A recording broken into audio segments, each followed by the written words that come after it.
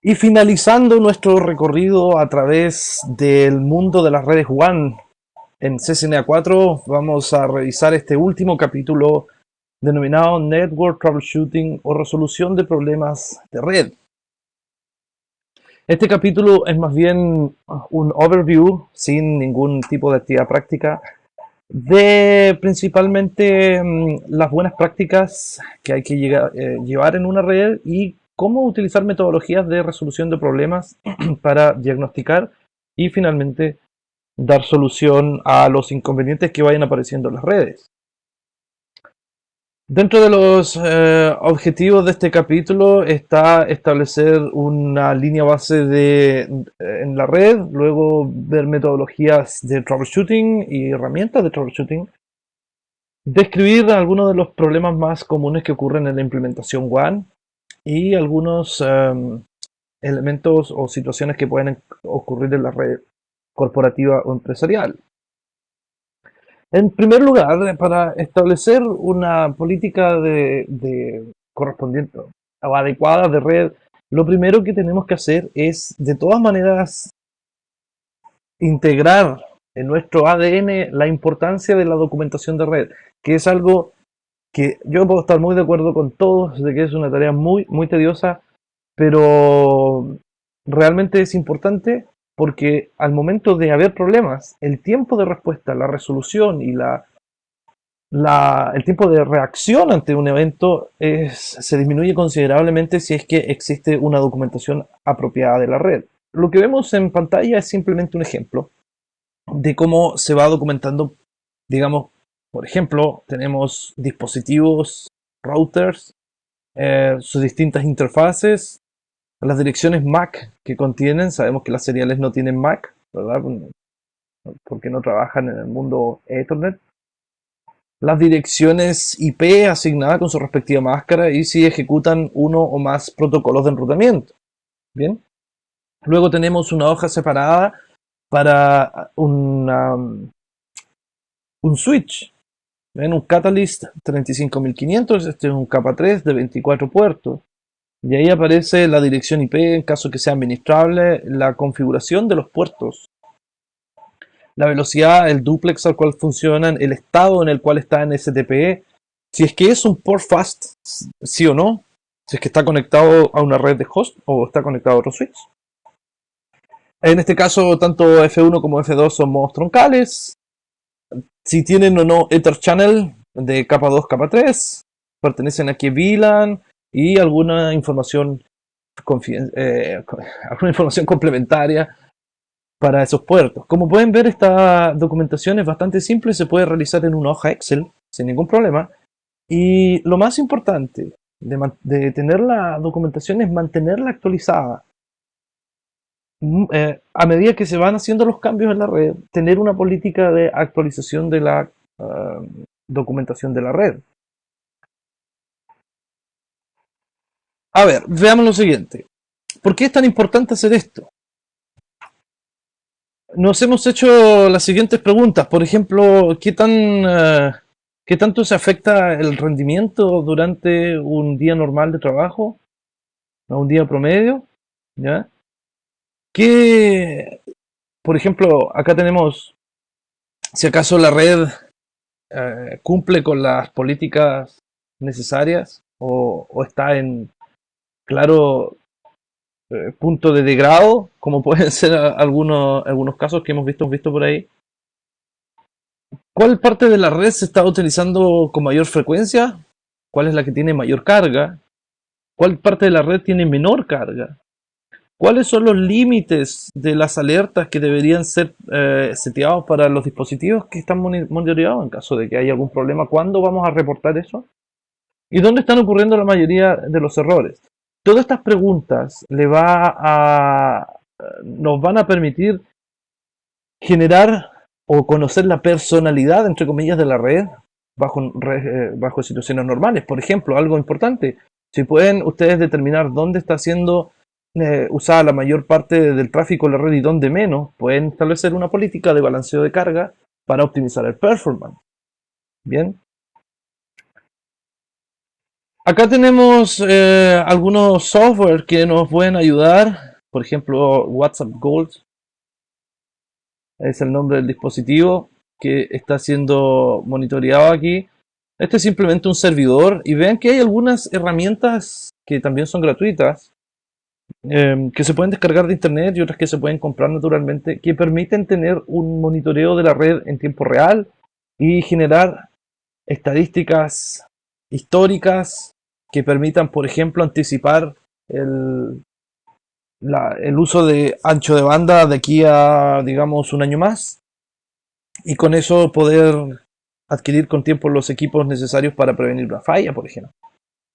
Dentro de las herramientas que hay, podemos mencionar, por ejemplo, en el mundo open source está Cacti, cuya imagen, si lo buscan en Google, es un cactus, ¿eh?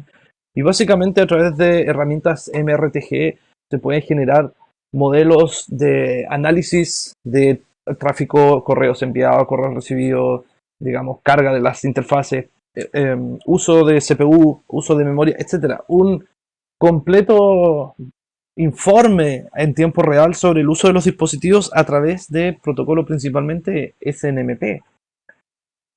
Y así hay otras herramientas que también son propietarias para lograr esto.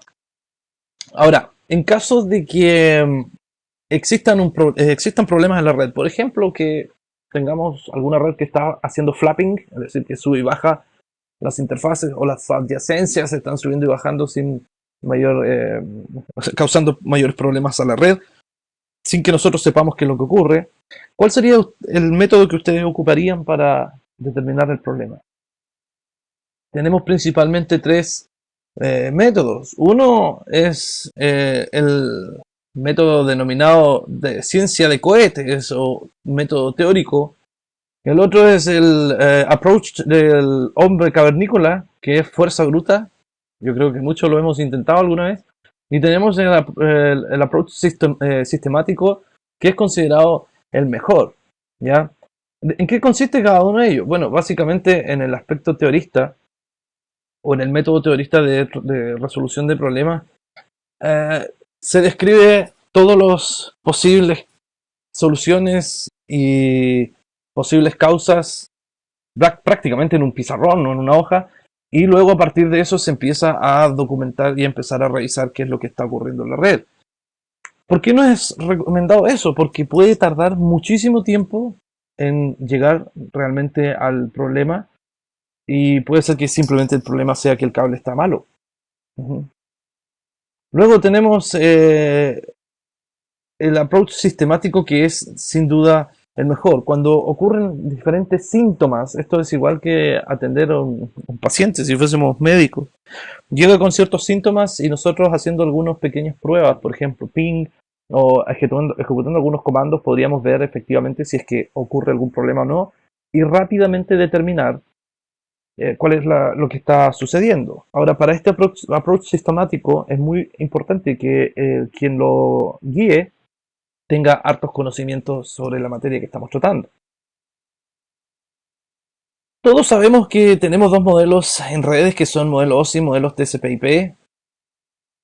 Y una de las importancias de estos dos modelos es principalmente la capacidad que tenemos para utilizarlo para hacer troubleshooting.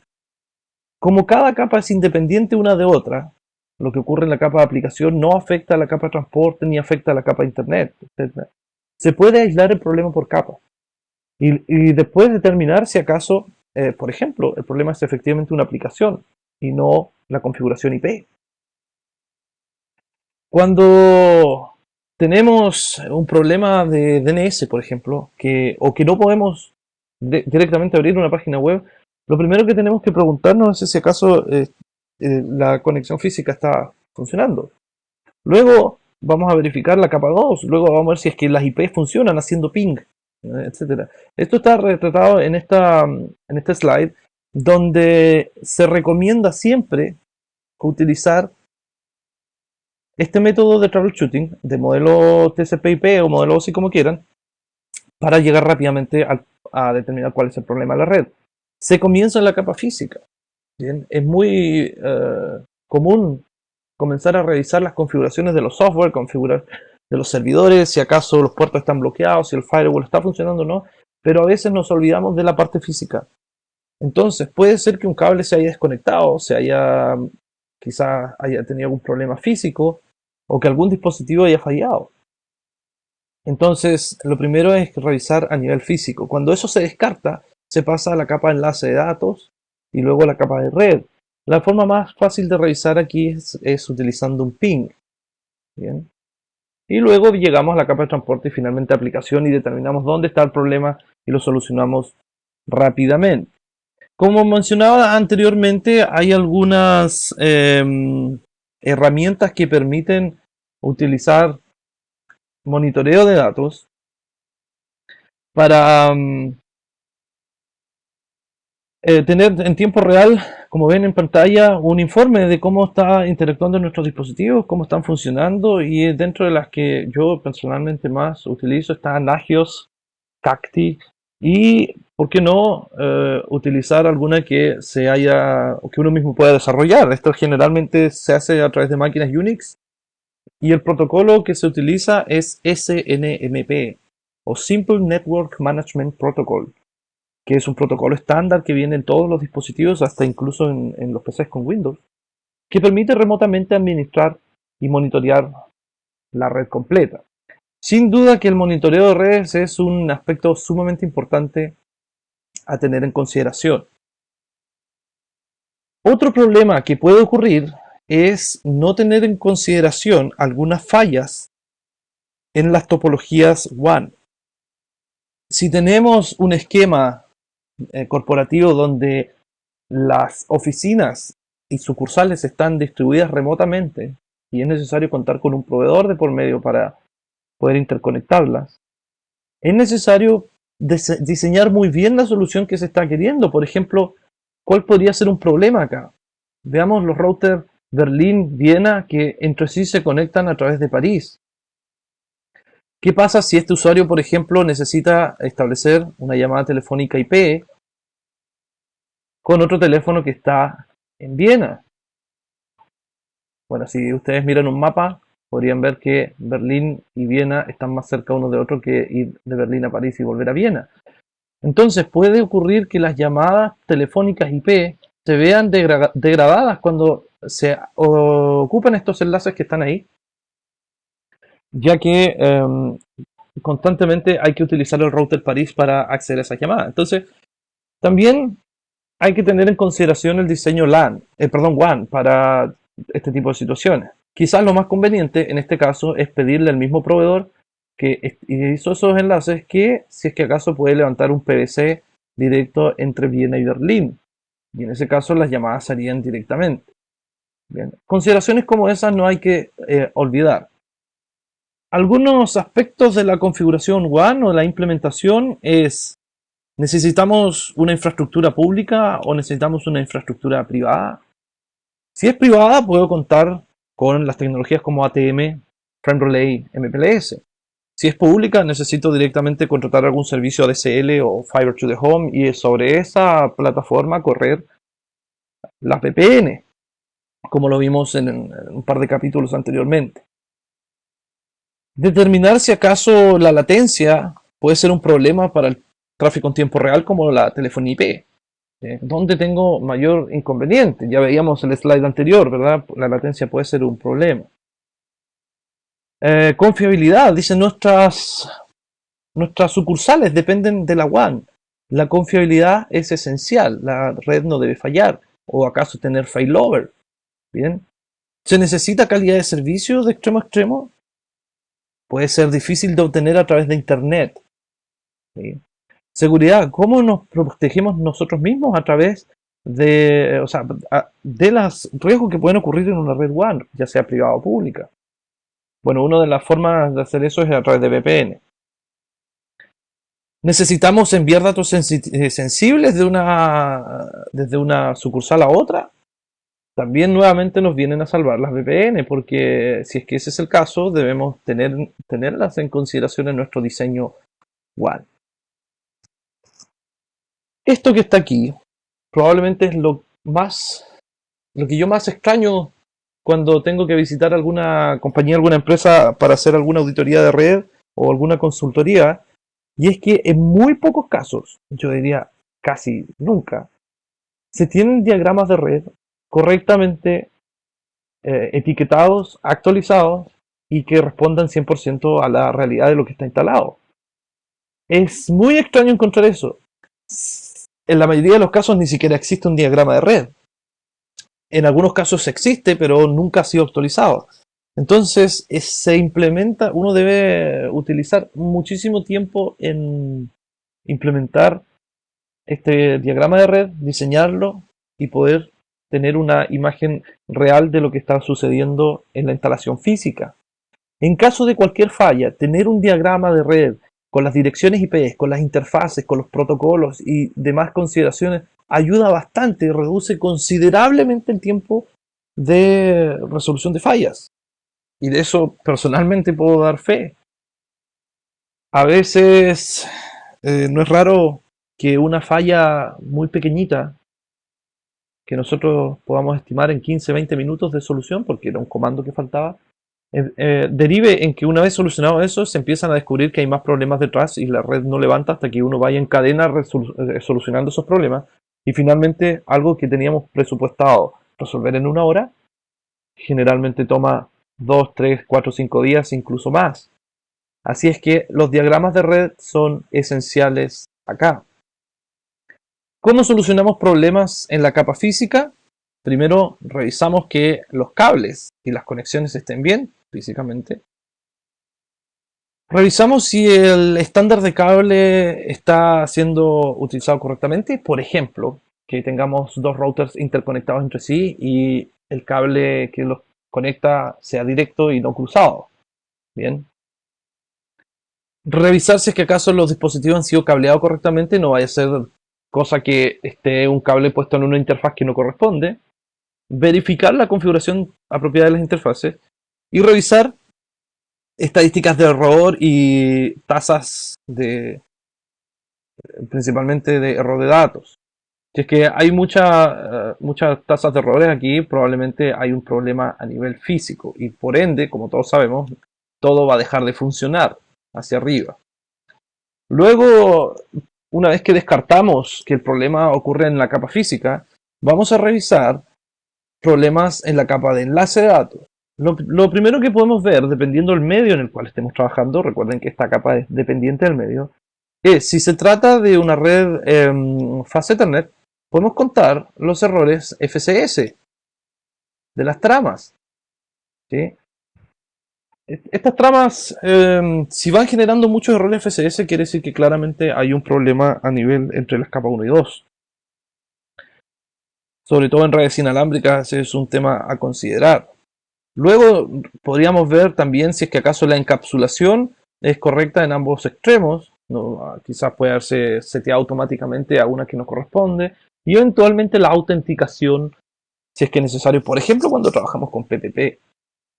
Bien, revisar que los DELSI correspondan en FrameRelay, que las direcciones MAC no estén bloqueadas, cosas por el estilo. Todo lo que afecta a la capa 2. Si el problema no está ahí, saltamos a la capa 3 y vamos a revisar en primer lugar si acaso hay cambios de la topología, que algún protocolo de enrutamiento esté activamente buscando una red o un enlace que se haya perdido. Revisar problemas de conectividad entre equipos a través de la herramienta ping, principalmente. Traceroute también sirve bastante. Revisar las relaciones con los vecinos, show IP, EGRP neighbor, show IP o CPF neighbor. Bien, si es que acaso están funcionando correctamente.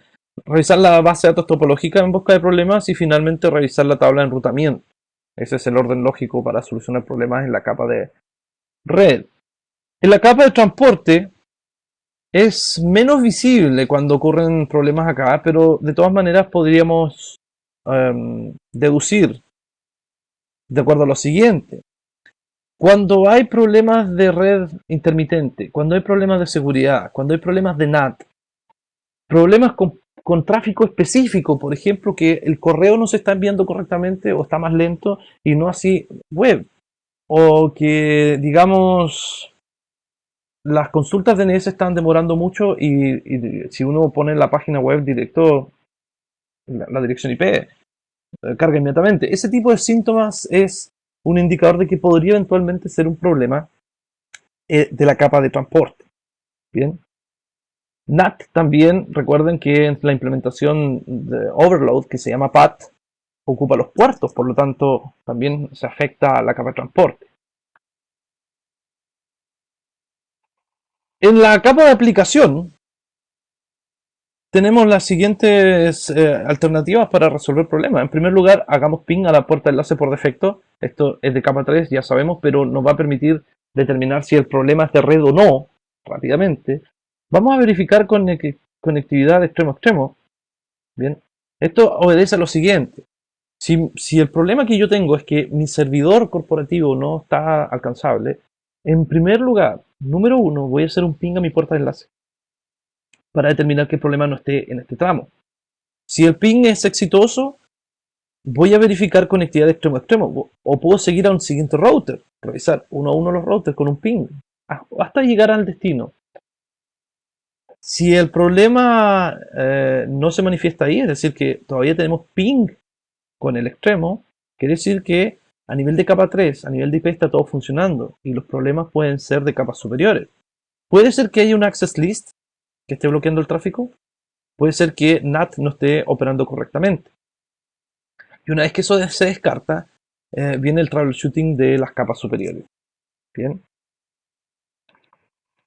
Como ven, este capítulo era bien corto, simplemente viene a decirnos que tenemos que tener en todo momento en consideración algunas cosas tan importantes como la documentación de red. Y de todas maneras los diagramas y todo lo que sea información actualizada va a ayudarnos tremendamente en el caso de que hayan problemas de resolución de problemas. Problemas de resolución de problemas. Problemas de troubleshooting. Las tres etapas del proceso de troubleshooting son, en primer lugar, recopilar síntomas. Bien, veamos los síntomas que hay. Luego, aislar el problema y corregir el problema. Los métodos de troubleshooting para una red son desde abajo hacia arriba. Ya veíamos el caso de cuando se parte desde la capa física. De arriba hacia abajo, si es que el problema inmediatamente es identificable en la capa de aplicación. O el método divide y vencerás, que es básicamente aislar los puntos de la red o los protocolos para determinar más rápidamente qué es lo que está fallando. Algunas herramientas que no mencioné, pero aquí van en el resumen. Para hacer troubleshooting tienen Cisco View, SolarWinds y HP OpenView. Ellas no son gratuitas, hay que pagar por accederlas, pero de todas maneras es una inversión importante que se hace en la red. Dentro de las herramientas de hardware para hacer troubleshooting tenemos los multímetros digitales, analizadores de cables, analizadores de red, algunos tipos de herramientas para redes inalámbricas, por ejemplo, dependiendo el tipo y el medio en el cual se esté trabajando. En algunos casos, si es que es fibra óptica, hay herramientas específicas para determinar si es que la fibra óptica se cortó en algún punto. Incluso pueden decir en qué kilómetros se cortó. Eso no es ningún problema, siempre y cuando se trabaje con fibra óptica. Bien, llegando a este punto final del curso CCNA 4, es de esperar que durante toda esta sesión y las anteriores hayan podido recopilar información que les va a servir en su curso presencial y que les va a servir sobre todo en la certificación CCNA. Naturalmente que en los cursos CCNA 4 se estila no solamente trabajar con las tecnologías que a este curso competen, sino también incluir las anteriores. Estamos hablando de, por ejemplo, topologías con BTP, Spanning Tree, EGRP o CPF, VLCM y todas las tecnologías que hemos visto en los CCNA anteriores. Así es que, más que un curso nuevo, esto viene a ser un curso de integración de tecnología. Yo por mi parte me despido, les agradezco mucho su tiempo en haber asistido a este material y es de esperar, como les decía, que haya sido de su utilidad. Muchas gracias por su atención y mucha suerte en su certificación CCNA.